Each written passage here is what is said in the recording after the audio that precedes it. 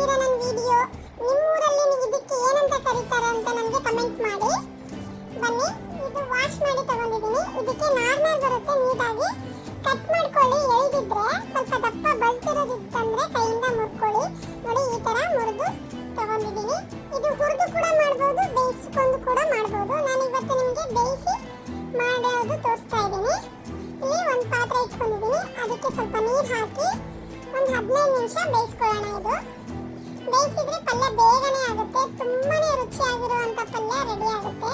ಇದು ರೊಟ್ಟಿ ಜೊತೆ, ಚಪಾತಿ ಜೊತೆ, ಅನ್ನದ ಜೊತೆನೂ ಕೂಡ ನಾವು ತಿನ್ಕೋಬಹುದು. ಅಷ್ಟು ಟೇಸ್ಟಿ ಆಗಿರುವಂಥ ಚೌಳಿಕಾಯಿ ಪಲ್ಯ. ಇವಾಗ ಇದಕ್ಕೆ ನಾನು ಒಂದು ದಪ್ಪ ಈರುಳ್ಳಿನ ಕಟ್ ಮಾಡಿ ಇಟ್ಕೊಂಡಿದ್ದೀನಿ. ಬೆಳ್ಳುಳ್ಳಿ, ಕರಿಬೇವು ಸೊಪ್ಪು, ಆಮೇಲೆ ಟೊಮೆಟೊ, ಜೀರಿಗೆ, ಸಾಸಿವೆ ಇಷ್ಟು ಒಗ್ಗರಣೆಗೆ ಹಾಕಕ್ಕೆ ಬೇಕಾಗಿರುತ್ತೆ. ಜೀರಿಗೆ, ಸಾಸಿವೆ ತಗೊಂಡಿದ್ದೀನಿ. ಇದಕ್ಕೆ ಸ್ವಲ್ಪ ಎಣ್ಣೆ, ರುಚಿಗೆ ತಕ್ಕಷ್ಟು ಉಪ್ಪು, ಅಚ್ಚಕಾರದ ಪುಡಿ, ಆಮೇಲೆ ಕಡಲೆ ಬೀಜದ ಪೌಡರ್ನ ಮಾಡಿ ರೆಡಿ ಇಟ್ಕೊಂಡಿದ್ದೀನಿ. ನೀವು ಕಡಲೆ ಬೀಜದ ಪೌಡರ್ ಹಾಕಲ್ಲ ಅನ್ನೋರು ಗುರಿಯಾಳ ಪುಡಿ ಇರುತ್ತಲ್ವ, ಅದನ್ನು ಕೂಡ ಹಾಕೋಬಹುದು. ನಾನಿಲ್ಲಿ ಗುರಿಯಾಳ ಪುಡಿನ ಯೂಸ್ ಮಾಡ್ತಾ ಇಲ್ಲ. ಇಲ್ಲಿ ಒಗ್ಗರಣೆಗೆ ಒಂದು ಪಾತ್ರೆ ಇಟ್ಕೊಂಡಿದ್ದೀನಿ. ಇದಕ್ಕೆ ಸ್ವಲ್ಪ ಎಣ್ಣೆ ಹಾಕೊಳ್ಳೋಣ.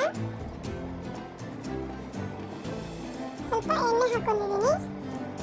ಇದಕ್ಕೆ ಫಸ್ಟಿಗೆ ನಾವು ಎಣ್ಣೆ ಬಿಸಿ ಆದಮೇಲೆ ಬೆಳ್ಳುಳ್ಳಿನ ಹಾಕೊಳ್ಳೋಣ. ಬೆಳ್ಳುಳ್ಳಿ ಜೊತೆ ಸ್ವಲ್ಪ ಕರಿಬೇವು ಸೊಪ್ಪು. ನೋಡಿ, ಈ ತರ ಚಟಪಟ ಅಂತ ಇದೆ ಅಲ್ವಾ? ಇವಾಗ ಇದಕ್ಕೆ ಜೀರಿಗೆ ಮತ್ತು ಸಾಸಿವೆ ಹಾಕೋಣ. ನಾವು ಇದಕ್ಕೆ ಜೀರಿಗೆ ಸಾಸಿವೆ ಹಾಕ್ತೀವಿ. ನಿಮಗೆ ಇಷ್ಟ ಇರಲಿಲ್ಲ ಅಂದ್ರೆ ಹಾಕಕ್ಕೆ ಹೋಗಬೇಡಿ, ಸ್ಕಿಪ್ ಕೂಡ ಮಾಡ್ಬೋದು.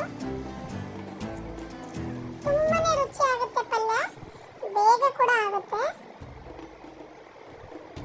ಇವಾಗ ಸ್ವಲ್ಪ ಸಾಸಿವೆ ಕಾಳು, ಜೀರಿಗೆ, ಕಟ್ ಮಾಡಿ ಸಣ್ಣ ಸಣ್ಣ ಇಟ್ಕೊಂಡಿರೋಂಥ ದಪ್ಪ ಸೈಜ್ ಈರುಳ್ಳಿ, ಆಮೇಲೆ ಟೊಮೆಟೊ, ಅದನ್ನು ಕೂಡ ನಾನು ಸಣ್ಣದಾಗಿ ಕಟ್ ಮಾಡ್ಕೊಂಡಿದ್ದೀನಿ. ನೀಟಾಗಿ ಫ್ರೈ ಮಾಡ್ಕೊಳ್ಳೋಣ ಇದನ್ನು. ಇದಕ್ಕೆ ಸ್ವಲ್ಪ ಅರಿಶಿನದ ಪುಡಿ, ಆಮೇಲೆ ಕಲ್ಲುಪ್ಪನ ಹಾಕ್ತಾ ಇದ್ದೀನಿ. ನಾನು ಕಲ್ಲುಪ್ಪು ಯೂಸ್ ಮಾಡ್ತಾ ಇದ್ದೀನಿ. ನೀವು ಗೊತ್ತಾಗಲಿಲ್ಲ ಅಂದರೆ ಪುಡಿ ಉಪ್ಪು ಕೂಡ ಯೂಸ್ ಮಾಡ್ಕೊಳ್ಳಿ. ಸ್ವಲ್ಪ ಲೈಟಾಗಿ ಫ್ರೈ ಮಾಡ್ಕೊಳ್ಳೋಣ. ಇಲ್ಲಿ ಒಂದು ಅರ್ಧ ಟೀ ಸ್ಪೂನ್ ಅಷ್ಟು ಕಲ್ಲುಪ್ಪನ ಹಾಕೊಂಡಿದ್ದೀನಿ ನಾನು. ಮತ್ತೆ ಇಲ್ಲಿ ನಮಗೆ ಖಾರಕ್ಕೆ, ನಿಮ್ಮ ಮನೆಯಲ್ಲಿ ಖಾರ ಯಾವ ಥರ ತಿಂತೀರೋ ಅದ್ರ ಮೇಲೆ ಡಿಪೆಂಡ್ ಆಗುತ್ತೆ. ನಾನು ಇಲ್ಲಿ 3 ಟೀ ಸ್ಪೂನ್ ಅಷ್ಟು ಅಚ್ಚಕಾರದ ಪುಡಿನ ಹಾಕೊಂಡಿದ್ದೀನಿ. ನಾನು ಇದಕ್ಕೆ ಸಾಂಬಾರ್ ಪೌಡ್ರ್ ಏನು ಹಾಕ್ತಾ ಇಲ್ಲ, ಅಚ್ಚಕಾರದ ಪುಡಿಯಲ್ಲೇ ನಾವು ಮಾಡೋದು. ಇವಾಗ ಬೇಯಿಸಿರುವಂಥ ಚೌಳಿಕಾಯಿನ ಹಾಕೋತಾ ಇದ್ದೀನಿ. ಬೇಯಿಸಿಟ್ಕೊಂಡ್ರೆ ಪಲ್ಯ ಬೇಗನೆ ಕುದಿಯುತ್ತೆ, ಬೇಗನೆ ಆಗುತ್ತೆ. ಇವಾಗ ಚೆನ್ನಾಗಿ ಕುದಿಯಬೇಕು. ಇದಕ್ಕೆ ನಾನು ಒಂದು ದೊಡ್ಡ ಟೇಬಲ್ ಸ್ಪೂನಿಂದ ಒಂದು 3 ಟೇಬಲ್ ಸ್ಪೂನ್ ಆಗೋಷ್ಟು ಶೇಂಗದ ಪೌಡ್ರನ್ನ, ಅಂದರೆ ಕಡಲೆ ಬೀಜದ ಪೌಡ್ರನ್ನ ಹುರಿದು ಸಿಪ್ಪೆ ತೆಗೆದು ಪುಡಿ ಮಾಡಿ ಇಟ್ಟಿರುವಂಥ ಪೌಡ್ರನ್ನ ಹಾಕೊಂಡಿದ್ದೀನಿ. ಇವಾಗ ಸ್ವಲ್ಪ ನೀರು ಹಾಕಿ ಕುದಿಯೋಕೆ ಬಿಡೋಣ. ನೋಡಿ ಎಷ್ಟು ಚೆನ್ನಾಗಿ ಕುದ್ದಿದೆ. ಮೇಲೆ ಸ್ವಲ್ಪ ಕೊತ್ತಂಬರಿ ಸೊಪ್ಪು, ಒಂದು ಸ್ವಲ್ಪ ಗರಂ ಮಸಾಲಾನ ಹಾಕೊತಾ ಇದ್ದೀನಿ. ಹಾಕಿ ಸ್ವಲ್ಪ ಮಿಕ್ಸ್ ಮಾಡಿ ಒಂದು 2 ನಿಮಿಷ ಬಿಡಿ, ಸಾಕು.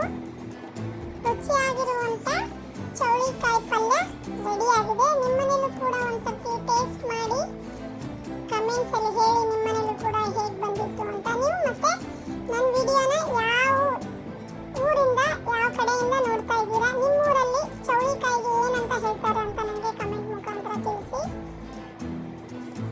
ರುಚಿಯಾಗಿರುವಂಥ ಚೌಳಿಕಾಯಿ ಪಲ್ಯ ರೆಡಿ ಆಗಿದೆ. ನಾನಿಲ್ಲಿ ಚಪಾತಿ ಜೊತೆ ಸರ್ವ್ ಮಾಡಿ ತೋರಿಸ್ತಾ ಇದ್ದೀನಿ. ತುಂಬಾನೇ ಟೇಸ್ಟಿ ಆಗಿರುತ್ತೆ ಪಲ್ಯ. ಒಂದ್ಸತಿ ನಿಮ್ಮ ಮನೇಲಿ ಟ್ರೈ ಮಾಡಿ, ಟೇಸ್ಟ್ ಮಾಡಿ, ಕಮೆಂಟ್ಸ್ ಮುಖಾಂತರ